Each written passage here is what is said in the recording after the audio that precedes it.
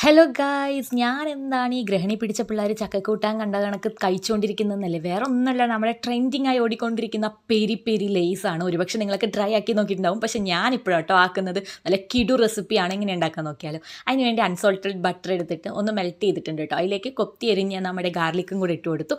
പിന്നെ കുറച്ച് ഒറിഗാനോ ഇട്ട് കൊടുത്തിട്ടുണ്ട് കേട്ടോ. പിന്നെ നമുക്ക് വേണ്ടത് ചില്ലി ഫ്ലെക്സ് ആണ്. പിന്നെ ഇതിലേക്ക് മുളക് പൊടിയും കൂടെ ഇട്ട് കൊടുക്കാം. ഞാനിവിടെ കാശ്മീരി റെഡ് ചില്ലി പൗഡർ ആട്ടോ യൂസ് ചെയ്തിരിക്കുന്നത്. അതും കൂടെ ഇട്ട് കൊടുത്ത് ആവശ്യത്തിന് കുറച്ച് ഉപ്പും കൂടെ ഇട്ട് കൊടുക്കുക കേട്ടോ. എന്നിട്ട് നന്നായി അങ്ങ് മിക്സ് ചെയ്തെടുക്കാം. പിന്നെ ഒരു പാത്രത്തിലേക്ക് ഫ്രഷ് ക്രീമും കൂടെ ഒഴിച്ച് കൊടുക്കുക കേട്ടോ. ഫ്രഷ് ക്രീമിലേക്ക് നമ്മൾ നേരത്തെ തയ്യാറാക്കി വെച്ചിരിക്കുന്ന നമ്മുടെ ബട്ടറും കൂടെ ഇട്ട് കൊടുത്തിട്ട് നല്ലതുപോലെ അങ്ങ് മിക്സ് ചെയ്തെടുക്കാം. പിന്നെ ഇതിലേക്ക് ഏത് ഫ്ലേവർ വേണമെങ്കിലും യൂസ് ചെയ്യാം. ഇത് ലൈസ് കേട്ടോ.